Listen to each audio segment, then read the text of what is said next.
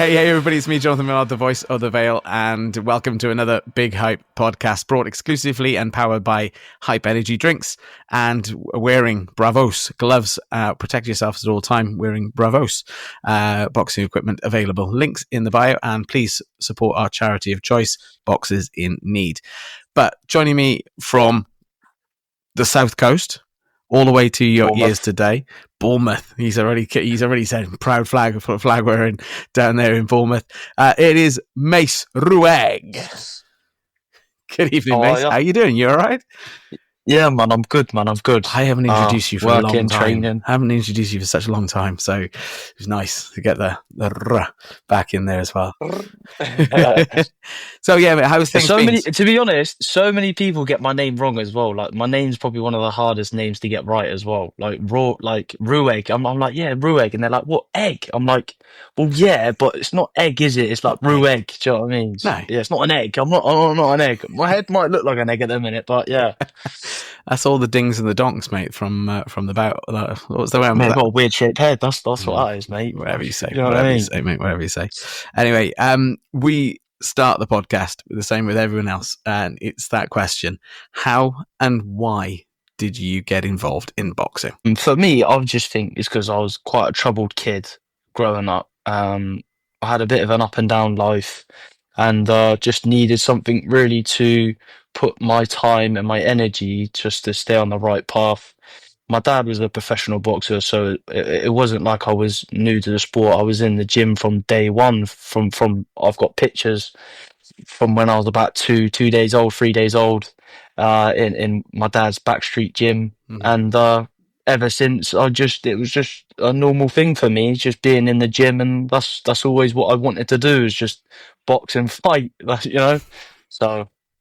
What was your earliest memory then of being in the gym with Dad? My earliest memory, God, it probably goes way back. Probably when I was like 4 or 5 years old, and my dad taking me down. There's a gym in Southampton. My dad used to train. He used to be with a guy called Jack Bishop. And I can remember the boys used to go on a run, and Jack used to take me on the pads. You're talking about a 90-year-old man as well, so.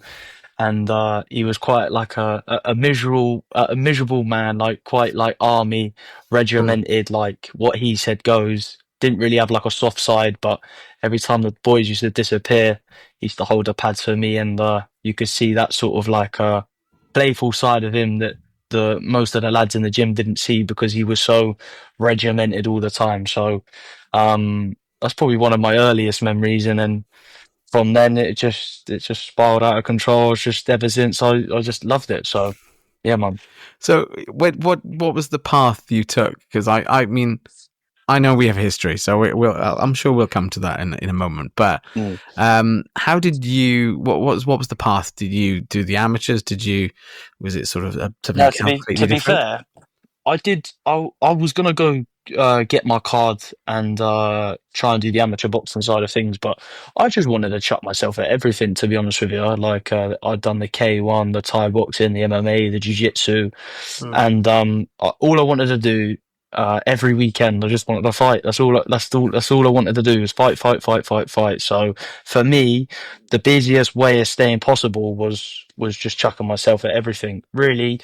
I'm glad I went down the path that I went down, because it's given me the discipline that it has now, and it's made me respect the other sports as well. Do you know what I mean? Because, you know, I feel like, anyway, sometimes boxing people don't really respect what the MMA guys do, and what the MMA guys do don't really respect what the boxers do. So, but we're all in the same boat. But because I've been in both parties, I respect what everyone's doing, if that makes sense. Do you know what I mean?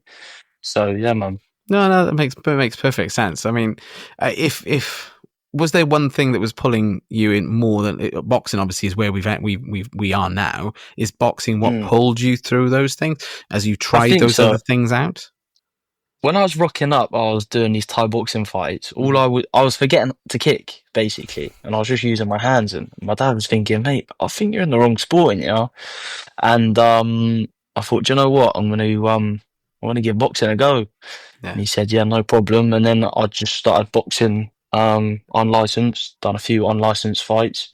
and I fought on a Queensbury. At the time, it was Ross Minter. Mhm. He had a show, and just built it from there really, and then got signed with MTK, etc., etc., and then that's it. And then that's it. Here we are now. How old were you when you had your first fight then? Your first boxing, yeah, but let's focus on the boxing now. Well, so boxing bout. Yeah. Boxing bout. I was. It's hard, because obviously I've had over 250 fights, so I've done like a few That's not your boxer. unlicensed fights when I was. That's not on Yeah, box, no, right? oh no, yeah, I suppose, yeah. But professionally, my first professional fight was when I was 19. But I've had previous experience, obviously, in on unlicensed bouts. But as a profession, yeah, my first bout was when I was 19. So, yeah. Just go back to that, because obviously that this is where we came with our paths crossed. I mean, I announced you and called you in when he was Queensbury, and then it became Quest. And as you said, Alan Minton was involved then with those days. That's why I first joined the organisation as well as announcer, and I could spot. I have to say as well, an amazing platform for what it was as well. Like, I just feel like there's you don't really see none of that no more. Do you know what I mean? Like, them boys are really onto something special. Like some of their shows that they were doing were better than professional shows, like to this day now. So, big respect to them boys, because that's how I got seen by certain people, to get me where I am now as well. Do you know what I mean? Yeah. So, I mean, you're one of the ones that I've often said when people say, "Oh, it's still going. The Quest is still going." By the way, it's just Alan's running it now, not Alan Foley, not Mr. Minton. So it's still going, and they've got a show. Actually, I'm there tomorrow, Saturday, down in Epsom. So you're right. And when people say about this platform, I go, actually, look at the people that come through you, yourself. What's his name? Mizzen. Yardley fought on there as well. So there's even big up to Joey Knight as well, because he's doing his thing now on a massive platform, even though it's not professional boxing. But big respect to him as well for coming through. So really, for the Queensbury boys, we've represented, we've pulled through. So we got something good from it anyway. So but it is a great platform for those people who, as you said, going from amateur to professional. And we've had quite a few amateur pedigree boxers on the podcast, and they've said this. They've said there's a big jump from the amateur side of it to the professional side of it, where you've got big crowds cheering you on, and ticket sales, etc. Blah blah blah. There was nothing in between. I think this is where Quest fits in quite nicely, actually, and that's my opinion, obviously, on it. And I completely agree with you, because I feel like it warmed me up to the professional game, because how it was ran, it was like a professional show. So it definitely it got me ready to get into the professional boxing and ticket sales, and it's hard old game. Hard game. It is hard. It is hard, and it's at the moment getting harder. I don't quite know why. Considering the amount of money that's in the sport at the moment, but it does seem to be getting harder for some people at the lower levels of it as well. So especially like the bottom of the food chain as well. It's like so difficult for us. Like, I just waiting to get them big opportunities, and you got to stay ready all the time, and it's quite draining as well. Like, staying ready, basically, you've got no goal to focus on. You just got to keep yourself in shape and stay away from the pork pies. So, you know what I mean? So, who doesn't love a pork pie? Yes. Who doesn't love it? Pork pies or crisps, like chocolate, like, terrible. I've got to stay away. There's locks on the cupboards. Like, I'm not allowed to go anywhere near. I just look at my face and just go, yeah.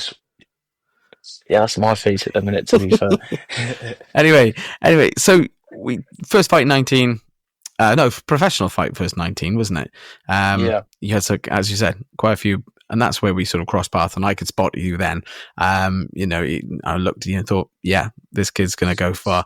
It was always watching your fights were interesting and different. That's the word I want to use, because you've got, although you're an orthodox stance, that doesn't really give you justice. If someone was just say, oh, he's an orthodox, like your box rec says, I'm like going, actually, he's not. Call He's me a switcher. yeah. Well, I wouldn't even go as far as a switcher. I think you're just fluid in regards to what Yeah. you do and how you move around. You're Mhm. very awkward, and I don't mean that disrespectfully. You're an No, awkward no, not none taken. as a fighter. None You taken. give that, and it's very difficult for people to read you.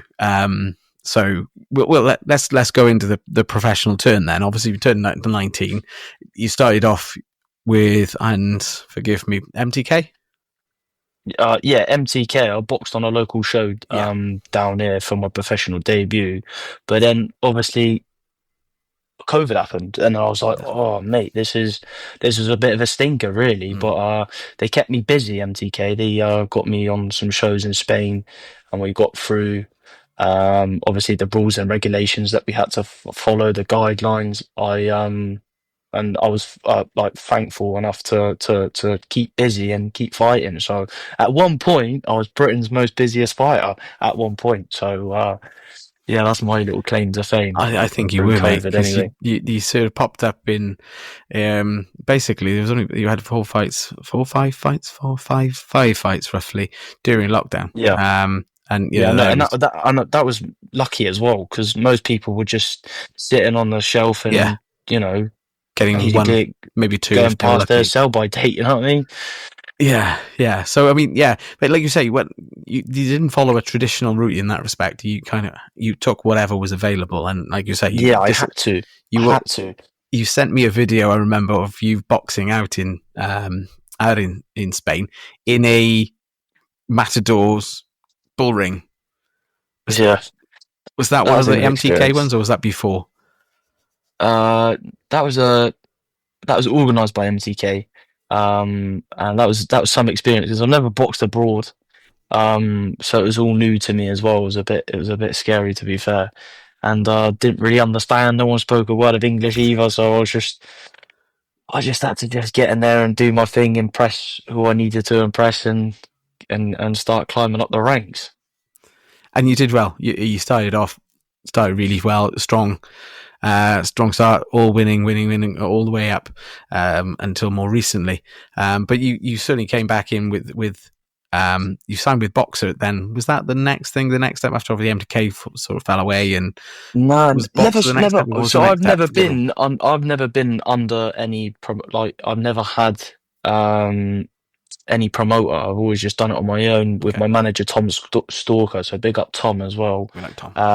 The best manager that I can possibly ask for. He's been with me from day one as well. Like when we've been through some hard times, like for myself, like I've been Mm. through some difficult times for the last few years, and Tom could have give up on me and just said, look, like just come back to me when you like your life sorted, etc., Mm. etc. But he stuck with me through the hard times, and we are here to this day now together, still going strong. So massive respect to him. Like that's one thing like you need in professional boxing. You need a manager that knows what he's talking about, and it's not just using you for money because it's a cruel old business boxing. Like it's not all it's not all glitz and glam like everybody thinks. It really isn't. So it's really opened my eyes anyway. Becoming a professional athlete anyway, I understand the game so much more now to then when I was younger and had a different view on it because I didn't really understand it if I'm honest. Mm. Mm.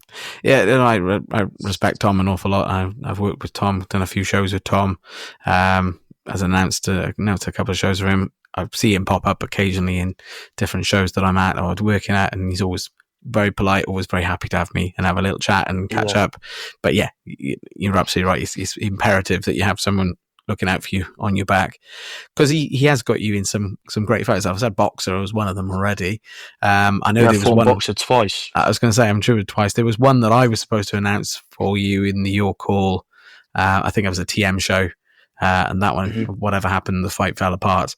I think days Big up to before. them guys as well because they've always been really supportive as well. Like they've always welcomed me with both arms. Do you know what I mean? No matter what the situations, because I've had a couple of hiccups on the way, but they've Mm.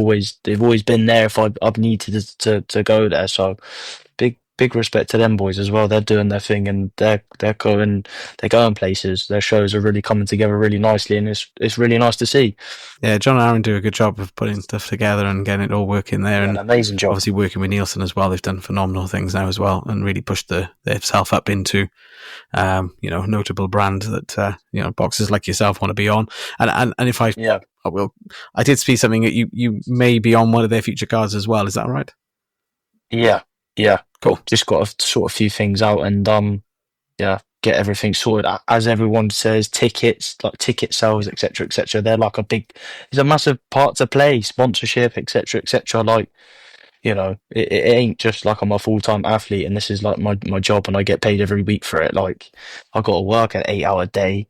I got to train. I got to look after my kids. I got to make sure that everything's all on point. Like, I'm not like trying to No, say that I've got like it's tough, a mate. It bad is tough. life. It's tough. It is real tough. And Yeah. I tell you what happens is a lot of people give up on the way because they just can't get through it. And I don't blame them. Do you know what I mean? It is tough. Like, so many times I've like fallen out of boxing. I don't want to do it anymore because I'm just like, I'm not getting anywhere. But I just got to keep pushing through. That's all I know, to be honest with you. I can't read, can't write. I just know how to fight. So, I have no other option. I have to make it. Do you know? And as cliche as it sounds, I've got to like sort of make it out the hood, if that makes sense. Financially, I want to support my family. I want to give them the best life I possibly can, and it's not going to be a 9 till 5. It's going to be professional boxing. So I've just got to try my best, I suppose.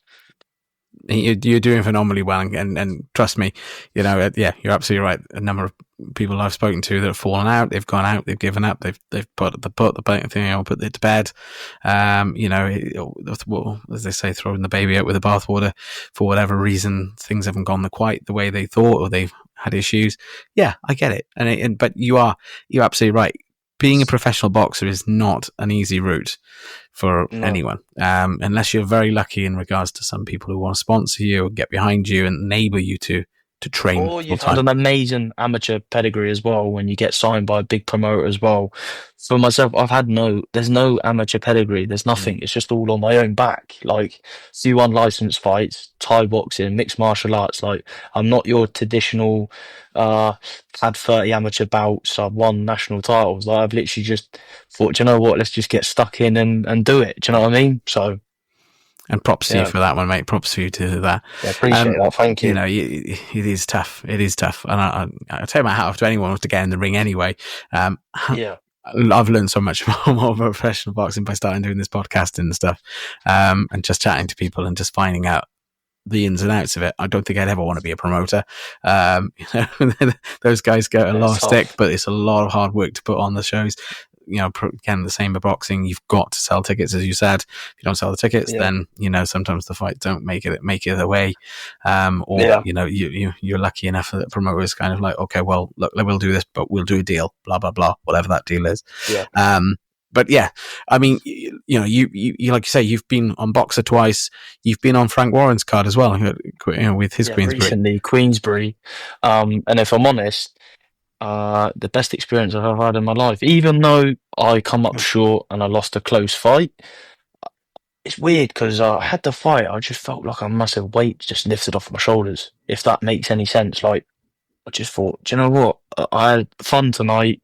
Like, I enjoyed myself. I learned so much about myself, about my grit, about my determination, and I proved to people, like, my record doesn't really speak for itself. Like, I've fought few journeymen. Like, I got no knockout ratio. Do you know what I mean? Like, people think I can't. I don't know. I don't know what people think. People were saying stuff even before the fight, like, should I be in there, etc., etc. And just to go in there and, like, for me, obviously, as the fighter, I thought I won the fight, but obviously, he won the fight, and I'm humble in victory or defeat. Obviously, people have two opinions on the fight. Some people say that he won the fight, and some people say that I won the fight. So, for me, I've done myself proud, and I learned a lot, and it's just made me hungry for it. I want it more now, even after that. So I'm glad. If I could go back, I wouldn't change nothing. I wouldn't change the way that it went. I wouldn't change the result because it's really ignited a fire now, and I'm ready to push on, and I'm just ready to show that I'm here to stay. Yeah, I mean, this was a challenge and a chat in itself because it was your first 10 rounder, and that's always a big step, jumping from 6 to 10, and you went all 10. The Yeah, I scorecards, think it's a lot of it's character building as well. Like I feel like as well, like, you know, with these short, everyone can do these little rounds and stuff. When you start getting to 10 rounds, like, yeah, it's a different ball game. Like, it really shows you as a character, like your actual grit and your heart and just everything. Sometimes it's not even down to skill. It's just down to who wants it more. If mm, I'm honest, you know what I mean? Like, going in there for 30 odd minutes, like, it's a hard game, man. It's yeah, real hard. yeah. Hats off to it, to the 10 round thing, because the first 10 Mm. round is always very difficult. And like you said, if you learn from that and you've picked up that you can, because the scorecards were quite close. Yeah, Yes, 2-1, wasn't it? On the yeah, on the scores, but it was only 2 points in it between the two. So there was 2 rounds you lost in some way. As you said, some people on social media were saying, "Oh, you won the fight." There were others that were saying, "Oh no, you definitely lost." But like you say, if you've learned something from that and you can take that now to the next one, learned that's loads. the next. That's the thing That's where the now. difference is. That's where I difference. just want to be in them sort of fights now, though. I don't want nothing less than that. I want to be in them fights. Like, that's the way for me to grow now. There's no stepwards back for me. I feel like I've got a good swing of things now.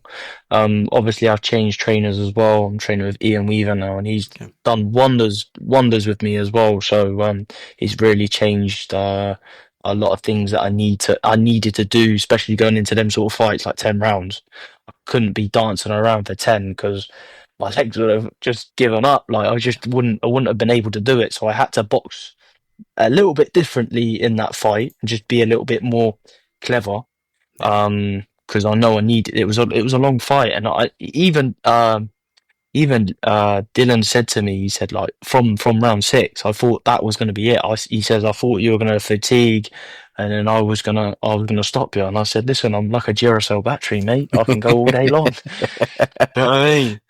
Mate, that's the thing. I mean, props for you for that, mate, because that is difficult. Yeah, in And I was scheduled to do a 6 round fight as well. Like, I was supposed to really. do a 6 round fight. Oh, I was sparring Archie Sharp at the time. yeah, Unfortunately, he got ill, and Ian's like, "Do you know what? I really fancy that fight." And I thought, "Do you know what, Ian?" I said, "I fancy that fight as well." So I went from a 6 rounder to a 10 round yeah. championship fight, and I'm glad I done it. I'm really proud of myself. I should be, mate, and you should be, because this is just the start. Because Yeah. this is just the start of changing. You've done. I know you've said in your background. Forget that right now. Where you are right now is you've done your apprenticeship fundamentally.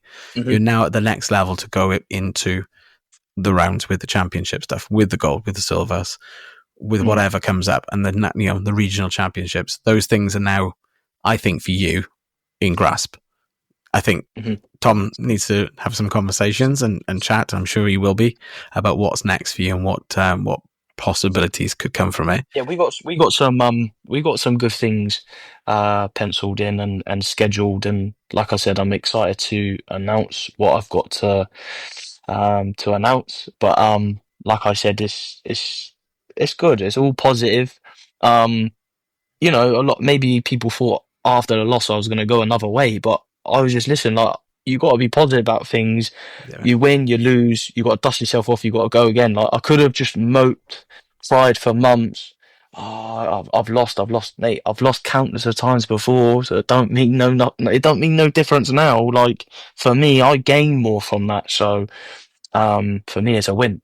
It's a win. So Dylan could have carried on with his career, Mm-hmm. because he said, like, if things didn't go well for him that night, he would have jack boxing in. So that sparked a new path of his career, Yeah. and my career just begun. So Yeah, for I me, agree. it was a win-win for us both. I agree with you. So I agree with you. Alan. So yeah, there are some things in the pipeline. We're not going to go into that too much, should we? Or do we have? Do you want to?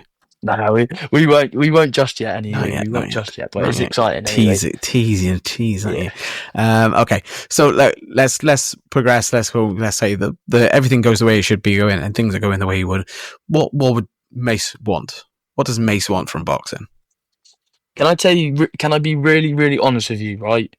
Like, I want to buy my family a home.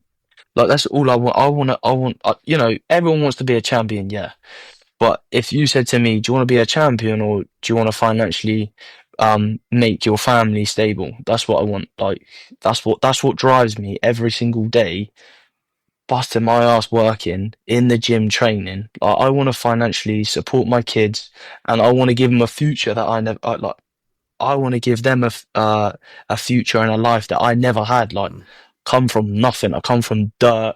Like, my life when I was young, like I didn't have good memories. Like, I had to hustle hard to just even be in this position now. And everything that I've got now, I've done that all on my own back. Do you know what I mean? So, um, if I can make their future a little bit easier through something that I love to do, then it's a win for me, 100%. Good man. Good man. So And these kids are expensive, I know. mate. So, I was going to say. you know I'm what not I going to say mean? that. I mean, I've Kids got. are expensive. We talked before we started. I've got two, Yeah, you and got to behave yourself. Watch what you say. yeah, they cost a bomb. Yeah, It's just, can I do these? Can I get that? Can I have these? Can I have that? And yeah. you're thinking, yeah, because you don't want to say no to them. No, I You know, can't say no. I've got two little girls as well, and it's hard it's to harder say. to say It's no to hard the to say girls, isn't it, no. as dads? I know. You Very know, difficult. it is more difficult than it is to say no to the boys. They But just give me them eyes, and I'm just like, oh, I can't say no. okay, so we've done what we needed to do. We've got where we wanted to be. What's that? What's life after boxing like for Mace Ruegg? Mm, For me, probably just like trying to get kids off the street from sort of like same sort of maybe family backgrounds that I had, Mm-hmm. and just try and guide people into the right choices in life. You know what I mean? So if I can have like a high impact on the younger generation, so basically stay on the right path, Mm, don't slip up, you know, like it's a famous saying in it, like a lot of people can say to you, "I'll do the this and do that and try," like, yeah, but at the end of the day, you got to learn from your own wrongs, and like I've learned from a lot of wrongs in my yeah. life, but hopefully, the I generate enough knowledge for the younger generation to feel like, "Do you know what, Mace has done this, he's done that, you know, he's been through the hard times, but he's pushed through and he's got through it. So if he can do it, I definitely can do it." So you know, that's what I want. I open my own facility, my own gym, and just start maybe like an amateur thing to the kids, and hopefully progress to the pros, and just basically just have See where it goes. kids Yeah, that are troubled somewhere to go. You yeah. know, so that That's would be a good. massive goal for myself. That's good. Obviously, you said there about helping kids, and has boxing helped with your mental health and your general health as well? I mean, has it helped you cope with things?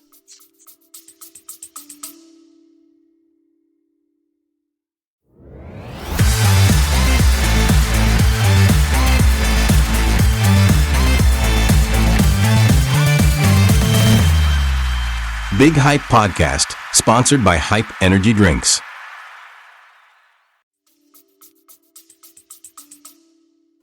Um, yeah, at times, like, won't lie, like, at the end of the day, I'm not, like I said before, it's not like sun roses. Like with boxing, it's his ups and its downs. Like that's just with everything in life, unfortunately. But more positive Mm, than negative anyway.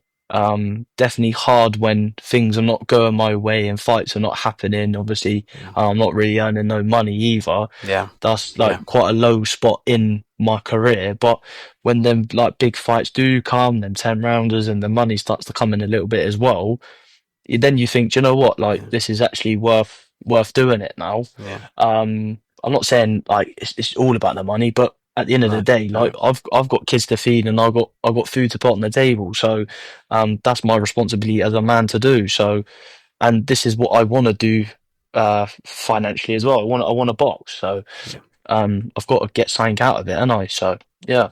That's fair enough. No, mate, I agree with you. I mean, if you're not working, there's no money. If there's no money, then obviously you can't do the things you want. And that's the And you thing can't as well. provide, Like, can you imagine if like I wasn't working and I was waiting just on fights? Do you see what I'm saying? I couldn't. I'd drown in like not paying my bills. Like, so that's why as well I have to work at the same time. So yeah, it's hard. It is. We have a closing tradition on the podcast where I ask you either or questions and you just respond to me whichever way, if you want to take it as you're taking the punches or giving the punches. It's entirely up to you. Mm-hmm. But we'll start. Okay. So Mace Ruegg, you ready? Yeah, I'm ready. Are you ready? I don't know what you're gonna say. Like this. I'm on my seat here. I don't know what's going on. It's easy. Southpaw or orthodox? Okay. Which one do you prefer? I'm sorry, I'm gonna have to say this. Yeah, it's both. Like, because I'm comfortable with both. I'm sorry that I'm being difficult, but it's got to be both. Like, I can't. You're a difficult boxer, like I said in the ring. Exactly. You switch back and forth. They're your words, not mine as well. So. Mate. If I hear anyone in commentary saying that he's a difficult fighter, he's awkward stance, it's all come from me, so that's fine. Yeah. Body shots or headshots? Probably body shots, like obviously I haven't stopped anyone yet, but I think it's a great feeling hitting someone to the body, knowing that they're conscious as well and they can't get up. That's just a win in itself.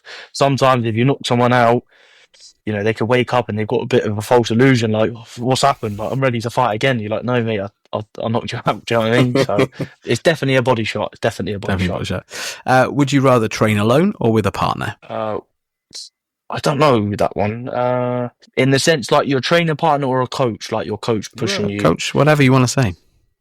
My coach is horrible to me, but yeah, it'll be my coach because he gets me to where I need to get to. Do you know what I mean? We got this bar in the gym, and you got to jump the bar. And honestly, he knows I hate it. I feel like he does it just to antagonise me. And I tell him I hate that bar, and he's like, "No, get on the bar." And I'm like, "Oh, mate, I've got to jump this bar for 3 minutes. My legs are sore, but I know it's good for me anyway." He's got your best interest at heart, mate. Honestly, are you an early bird? Anyway. Oh, he has. Early bird or night owl? Early bird. Heavy bag or speed bag? Heavy bag. Really? Okay. I've seen your hand speed is quite good.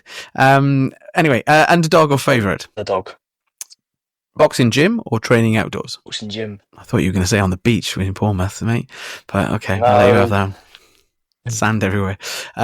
Short and powerful punches. I don't like sand. No, you live in Bournemouth. Especially when you get it in between your toes. Like, it's not the worst thing in the world. It's not nice. Or you're trying to get your daughter dressed and like she's got sand everywhere, and I think what were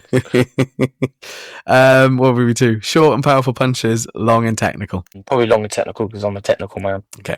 Fight dirty or fight clean? Either way, I'll be ready. Loud crowd or quiet atmosphere? Funny you say that because I fought on a show in Bolton in lockdown. It was like a bubble. It was an MTK show. Tyson Fury actually turned up, and oh my god, when he turned up, my legs started to go. I was thinking I was next on as well, and I could hear him shouting. I don't know what's worse, like thousands of people are fighting in front of Tyson Fury, but that was a good experience itself. I love the people, so it'd probably be a crowd. I like it. Do you know? I like the atmosphere. It's a feeling that you can't explain. Fair enough. Quick knockout or strategic win? I think I know the answer. Yeah, strategic win. Good man. Yeah. My record don't speak for it, but I'm telling you, it's going to happen. I have no doubt.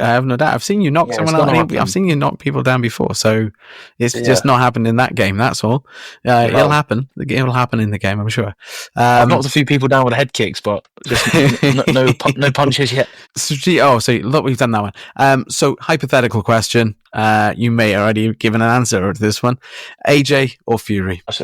Tyson. Okay. Mace, how do people? What's yours then? What's yours then? Mate, I've got no. AJ or I think the fans win this one. Very. Okay. I can't, as an official assigned to the British Boxing Board of Control, I can't have an opinion. But the fans win, whichever way it goes. I'll let you off. I've got to be impartial. Mate, but I think whichever way it goes, if it doesn't happen, we will kick ourselves, and future generations will kick us for not letting it happen or making it happen. I think there's still legs in it, and I really do hope that the figure out something before they get too far along and before one of them actually retires. You don't know with Fury, do you? You don't know with Tyson. No, you never know. He's got up his sleeve. Like, do you know what I mean? Yeah, I mean, he's I'm been back, at do you know what I WWE. He's been retired 3 times. You just don't know what he's going to do next. And he's retired now. We're still speaking about him, so he's winning, isn't he? He's exactly. I mean, he's someone who will always be dividing and divide people's opinions. I think in boxing, was he the greatest? Well, I don't know. Time will tell. We'll never know. We'll never know. Yeah. It was AJ the greatest. We'll never know. We don't know. There's still time. Time will tell. So we will see. But the fans win either way on that one. So that's the point. Anyway, how do people follow your journey? How do they get involved and get behind you? I follow my Instagram page, Mace Ruegg. I think it's Mace Ruegg Boxing. I think it just might be Mace Ruegg, but I think it's Mace Ruegg. Just look me up on Instagram. Socials is hard to keep up to date with everything, but I tried the best I can anyway. So if you want to find me and follow my career, Instagram, Mace Ruegg, start following me. Mace, thank you very much for coming on the Big Hype Podcast. It's been an absolute pleasure, and I've learned a lot more about you than I thought I already knew. I thought I knew quite a bit. Thank you for having me. I really do appreciate it. It's been my pleasure. I honestly, like I said, I was putting the kids to bed. I think, hey, I got as quick as I can. Got this little light thing as well. Got the light on, so I tried to make it so it was a little bit better as well, so people could see me. I weren't sitting in a dark room. But like I said, thank you for your patience and thanks for having me on. My pleasure. And thanks for being on the Big Hype Podcast. Have a good evening. Thank you. Take care. Hey everybody, thank you so much for listening to the Big Hype Podcast. We hope you've enjoyed this episode, and really, I just want to ask you personally, if you could just send this on to a friend. Send it in their text, to their socials, to WhatsApp, whatever.